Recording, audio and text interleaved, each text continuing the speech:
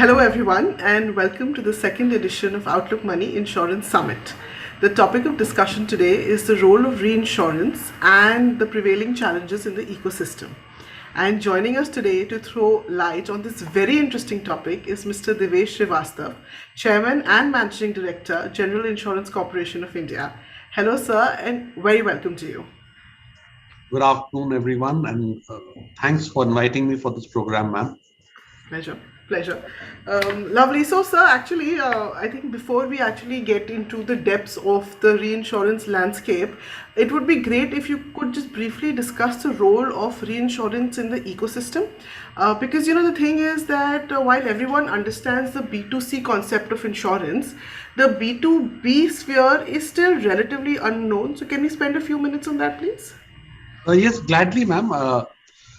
Just like a common man needs insurance, the insurance companies also need reinsurance, and that is where reinsurance comes in. In fact, in Hindi, the word is Punar Bima. So you are doing the Bima again, which explains it, exactly what the whole thing is about.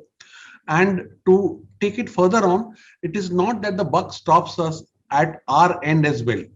We also buy reinsurance. So there it becomes one huge spiral that everybody is protecting everybody else, which is very much in tune with the basic tenet of insurance of spread, that the more you spread, it is the claims of a few that is being paid by the premiums that come from many. That is how the whole concept works. And reinsurance especially, I mean, there are various types of reinsurances, but to put it very simply, the reinsurance bit comes in whenever the ticket becomes large. So if you have a motor car, for example, to be insured, that is easily done, and that insurance company will not seek reinsurance because it's a small vehicle. Let's say it's costing you 15 lakhs, 20 lakhs, 25 lakhs, something that the insurance company can very easily hold on to their own balance sheet. But when the ticket becomes big, as I said, and when will it become big? Let's say we are talking about Bombay, we are talking about South Bombay. If there is another 2005 Bombay flood and 10,000 vehicles in this area get submerged, then now that is big ticket. And when something like that happens, a calamity of that order happens, reinsurance comes in.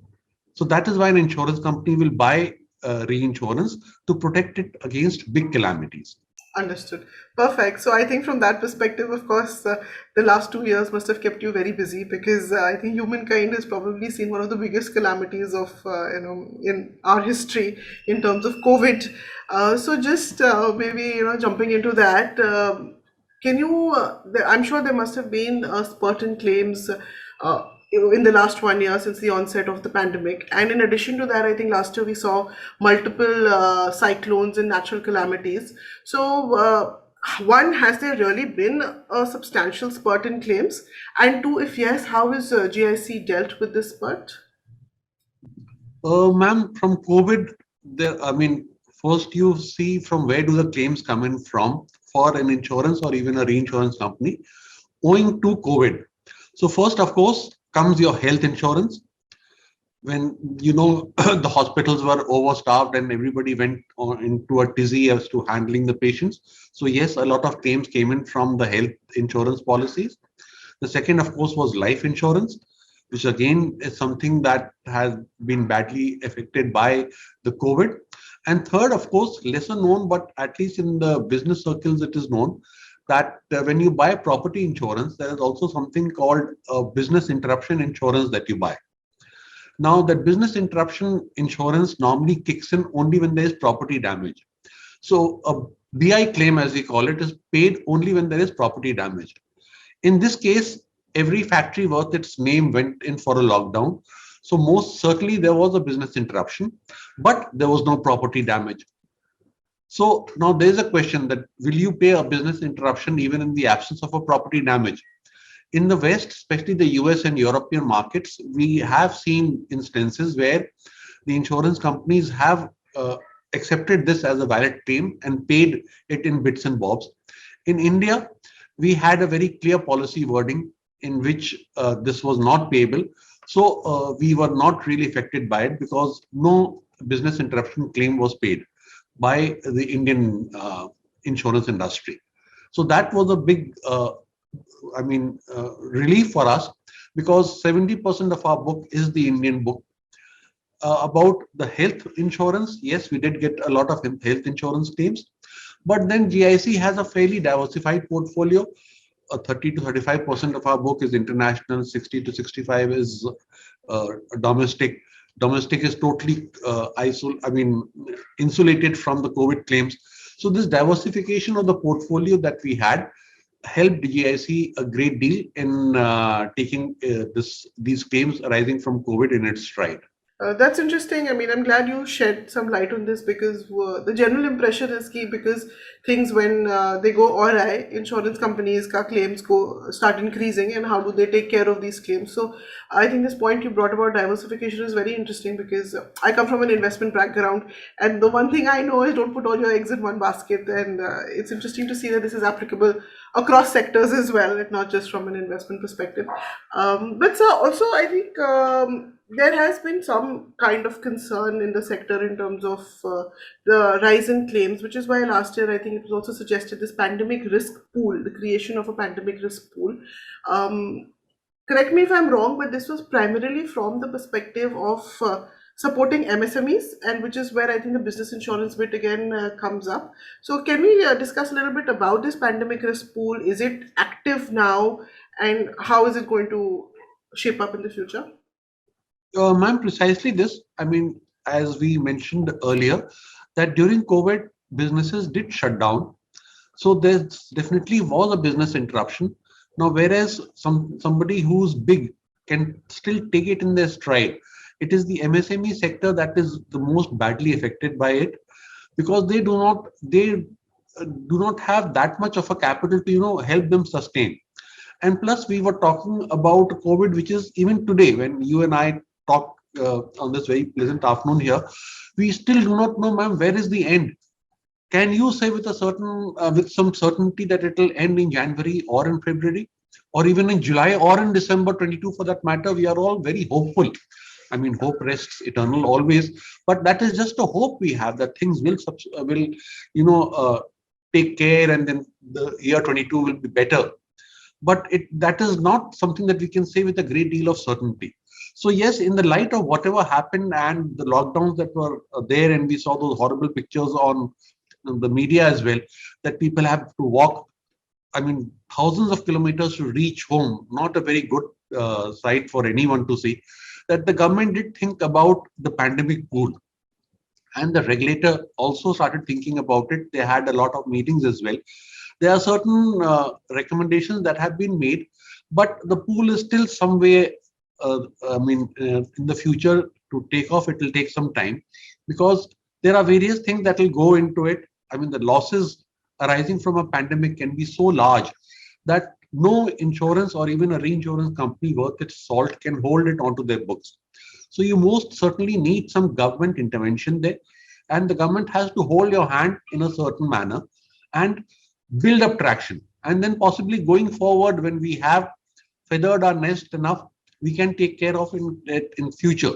But for the moment, you definitely do need government help to set up the pool and to give it stability and a long-term perspective. So which will happen over time, ma'am. But right now, there's nothing concrete that you could say, yes, this has happened. Indeed, understood, understood. And like you said, at least in the beginning, that kind of hand holding is required by the government as well, and of course, industry wide collaboration as well. But so before I move on, I just want to delve on this for one more second. Are you seeing any sort of? So I remember even last year there were a lot of news flows around how MSMEs, like you said, as business continuity and business interruption, they were not covered for it, right? Because it's not a natural calamity or destruction. Uh, are now contracts getting rejigged to reflect these sort of outlier events as well? Not really, ma'am, because Mm-hmm. right now we are, as I said, still raging under the effect of the pandemic. Mm-hmm. So currently, reinsurers are very wary of giving out this capacity. Not the right time, because the event is still on. Perhaps when the whole thing subsides and when the reinsurers have built up the capital again, they can look at giving these covers for a price, and that price will help them, as I said earlier, feather our nests, so that in future, God forbid, should another pandemic happen, we will have enough. to pay the claims, because you would have charged the premium for it.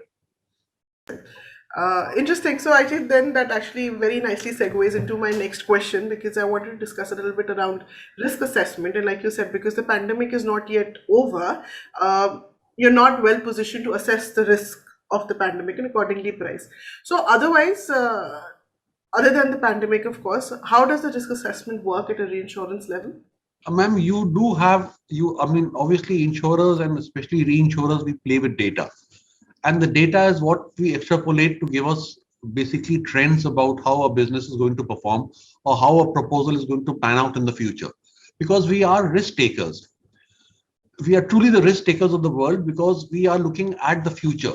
When we take a proposal onto our books today, we do not know that in the next 1 year whether it will be having a loss or not having a loss, but we base it. I mean, our decision to take that onto our books is based on the past data, and that is what is the data I was talking about.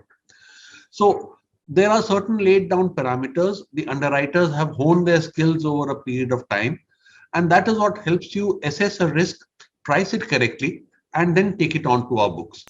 So on the underwriting bit, in addition, so on the B2C side, we're also seeing a lot of insurance companies leverage technology to strengthen their underwriting skills and assess risk better. Is there any technology play happening at the reinsurance side as well? Oh, yes, a great deal, ma'am. See, technology is certainly something that's going to be the mainstay for future. So if we have to be future ready, we have to also employ as much of technology. So a lot of artificial intelligence, machine learning, things like that are happening in the reinsurance space, so that when the details come in, including the lot of data that comes in, it is done through technology, that the data is churned, certain trends are made visible, and the underwriter will come in then at a time when a lot of outputs from this churning of the data is already available to him or her, and then they take a decision as to whether to accept or how to price it, and then take it onto our books. But technology, definitely, as things have moved, even reinsurers employ a great deal of technology in their day-to-day functioning. Perfect, sir. So, sir, I think we touched upon this. You started our conversation with the many layers in the insurance industry and how at the B2C level, you are there to insure them. But at the bottom layer, who's there to protect you? So, as I said, ma'am, everybody in this world needs reinsurance. We Mhm. also buy reinsurance. Okay. But the good thing is that the person we buy reinsurance from, or the company rather, that we buy reinsurance from, also needs reinsurance. Correct. Yes. So the point being that you would ask as a layman as to where does it end? Is there Yes. somebody who's the super reinsurer to the world? Right. Yes. Fortunately or unfortunately, no such super reinsurer exists. At the top of the spiral that we're talking about, or the pyramid that we spoke about, that everybody buys reinsurance and it keeps on accumulating, it becomes one huge spiral. So if I am buying my reinsurance from company A, B, C, D, and E, those companies A, B, C, D, and E are also buying reinsurance from companies C, D, X, W, G, who are also buying, I mean, so on and so forth. It just goes on into a huge spiral. And at the top of the spiral, everybody is possibly reinsuring everybody else. Okay. It is a very interesting concept that way. I mean, at the end of the day, as we call it in reinsurance, that at the end of the day, all of us sup at the same table. So That's if how the it table works. collapses, then that's not very reassuring at all. Yes, so that is how you make sure, by ensuring that you only take on as much risk as you can hold on the strength of your balance sheet. You would Right. never go whole hog. So Understood. even if the world comes to an end and the sky falls on our head, you know Understood. exactly how much is going to be your outgo. Because I mean, see, that I spoke about this earlier as well. If diversification is one basic tenet of reinsurance, the other basic tenet of reinsurance is the control of your accumulations. You certainly cannot afford to take as much onto your books that tomorrow, if something should happen, you would be wiped out. That is how the whole thing pans out. Interesting. That is Interesting. Indeed, reassuring. indeed, it's very interesting. That is very, which is like I said, even when I was sitting down to kind of prepare for this interview, I was just thinking that insurance at a B2C level is very well known now, because I think the insurance companies have made a lot of effort also in our attempt to achieve universal insurance. So there is a lot of knowledge out there. But what we are discussing right now is also personally very insightful for me, because I'm learning a lot, and a lot of these very interesting things which only come when we interact with stalwarts and professionals like you. So thank you. Right. So moving on from there, sir, can we talk a little bit about your portfolio in terms of where you have maximum exposure? And I will also tell you where my question is stemming from. I think there were some news flows around crop insurance and how that's leading to some kind of losses. So just from that perspective, a little bit on that and your entire book and portfolio.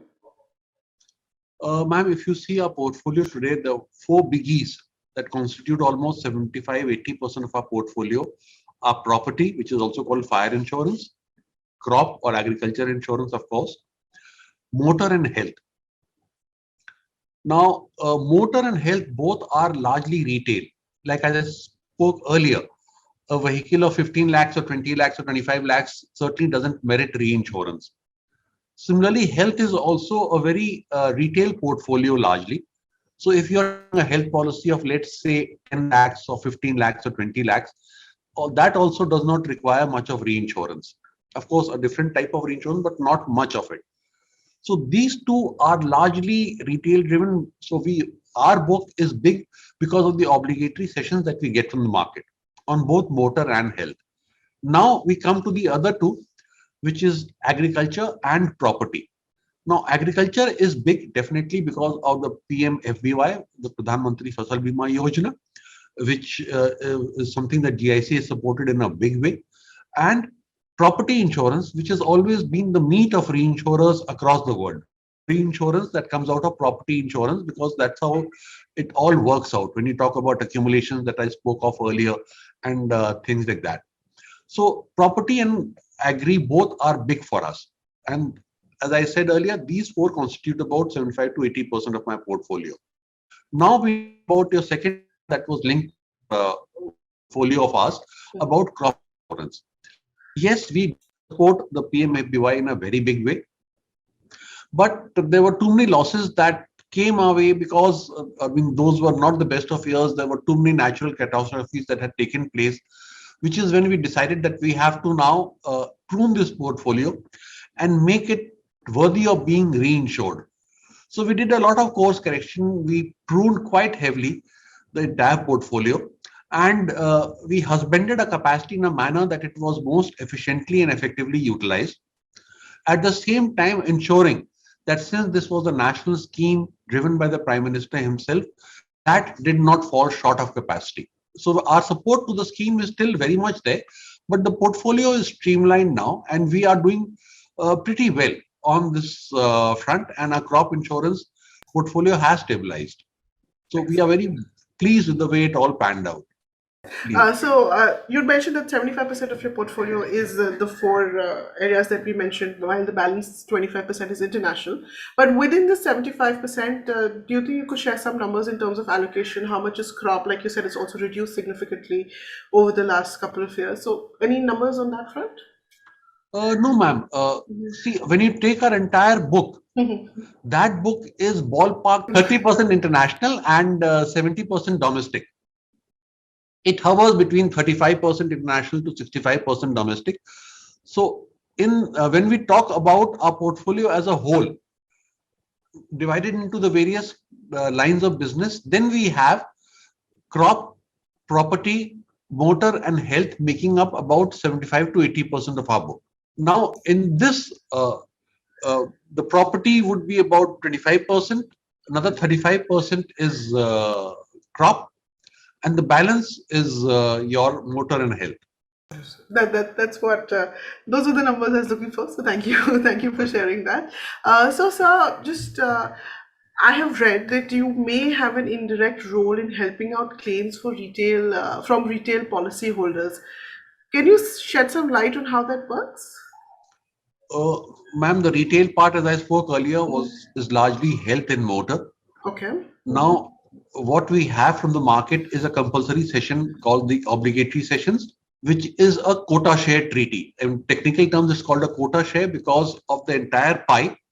We are carving out 5% of our of the book, and that 5% is coming to GIC. Very simply put, that when you buy a policy, 5% of that policy premium comes to GIC for your motor insurance, and God forbid, should you have a claim, 5% of that claim amount will go from the pockets of GIC. Now, for us to pay the retail claims, these are statements of account that come to us at the end of a quarter, and we settle them. So it is not that we help a company settle claims directly, but the companies keep on settling claims on their own during the entire quarter or month or fortnight or whatever. And at the end of a period, they send us a statement saying that this is the premium, this is the claim. Kindly, if the claims are more than the premium, kindly pay us so much of claim, and that was what goes out from our bank account to their bank account. Very, very interesting. Again, something new that I've learned today. So that is very interesting, No, it I really like is, to. ma'am. See, the trade of reinsurance is functioning on a basic premise of utmost good faith. It is much more than utmost good faith because we have blind faith in our cedents. Right. Whatever they say is the gospel truth, and the money will go out. And also, I think this is how the entire, like you said, it's a spiral and everybody is reinsuring everybody. But I think through these little initiatives like this quota thing that you just mentioned, it is also ensuring that everybody is protecting everybody in a certain way so that nobody really goes belly up until there are, of course, extenuating circumstances. Correct. Absolutely. Sure. Okay, so I know we've discussed a lot about your business, but just maybe just a nice holistic overview of how business has been for GIC in 2021. Ma'am, it has been, the going has been good because unfortunately insurance sells more on a fear factor. Now, when that happens, for example, health. Now, what decades of advertising couldn't do, 1 year of COVID has managed that. So, if you see the way the health portfolio has grown, it is a phenomenal growth. And the good thing is the growth has happened more in the retail sector, which again for us is a very good sign that people who are the middle class people, who are salaried people, they are the ones who are realizing the importance of insurance and are now including insurance as a part of their budget. Otherwise, I guess as Indians, we were too much fate oriented that whatever happens, God will take care and sort. But now we are realizing the worth of insurance and therefore reinsurance. So that augurs very well for us as an industry. And also the fact that, I mean, people did tend to buy more insurance, and therefore reinsurance also steps in there. So it has been good. It has been doing well. And if you look at it, ma'am, 10 years ago, possibly there were not so many risk officers. Today, any company that you can think of worth its salt will have a chief risk officer. Right. That means risks are being identified, and there is a need. The board also feels a need because the CRO invariably will be reporting to the board. Right. The board also feels the need of mitigating those risks or buying protection for that risk.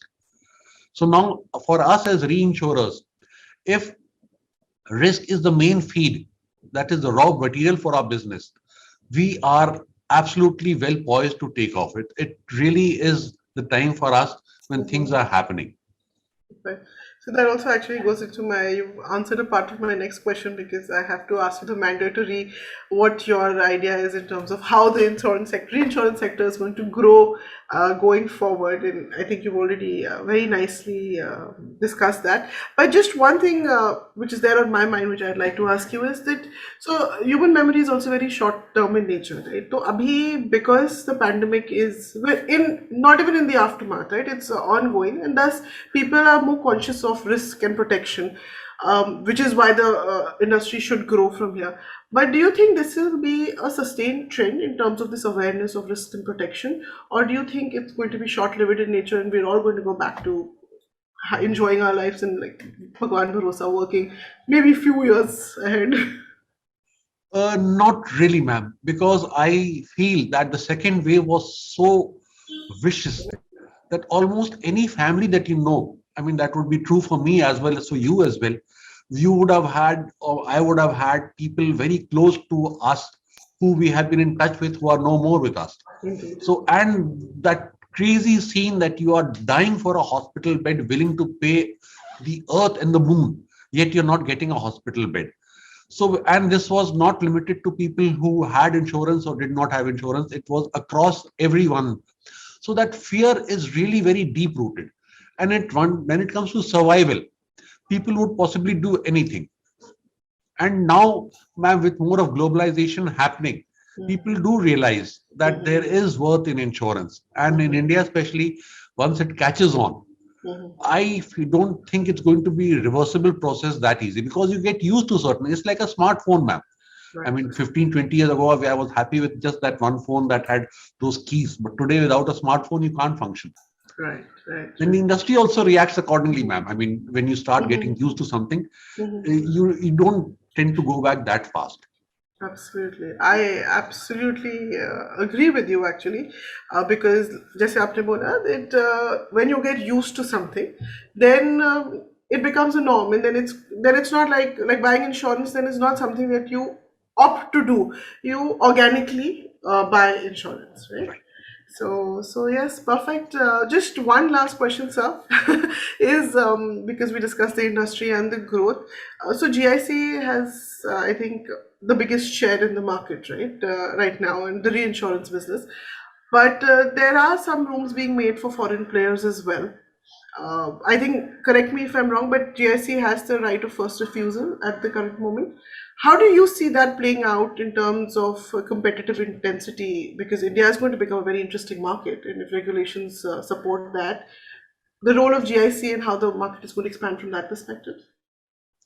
Ma'am, as I said earlier, that the trade of reinsurance is something where we, at the end of the day, we all sup at the same table. Right. Now, on paper, the insurance and the reinsurance sector also opened up in 2000. But does it mean that the biggies of the market, the biggest names that you hear, were not in the Indian market in the 90s or the 80s or the 70s? They have always been there. Even today, ma'am, you yourself said that GIC has the right of first refusal.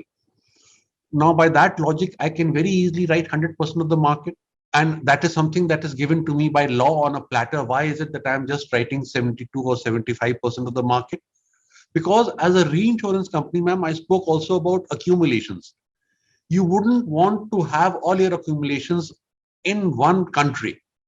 Despite the diversification that India offers, you would much rather have your portfolio spread out as far and wide as possible, because that is what gives you the true balance and doesn't make your portfolio volatile.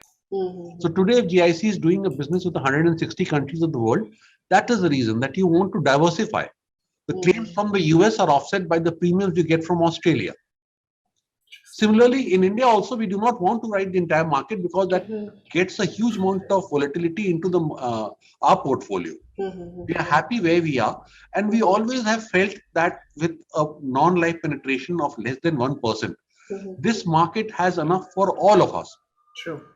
True. So we have always welcomed all foreign reinsurers with open arms, because they also bring in a lot of good practices, and the market also matures. So no competition really, ma'am. I mean, we are writing business which we feel is good. They would be having other priorities. They are doing what they feel is right. So it is just a question of how you look at things. But the market, as I said, is big enough for all of us. Perfect. Perfect. I think that's a great way to tie up our entire conversation. The market is big enough for multiple players, with each player supporting each other and the ecosystem as a whole. So great, sir. Thank you very much. I've had a fabulous discussion with you today. I have amazing insights. So thank you so much for giving us your time. Great. Thank you. Lovely, Thanks very lovely. much. Thank you. Thanks. Goodbye, ma'am. Goodbye. Goodbye. Thank you.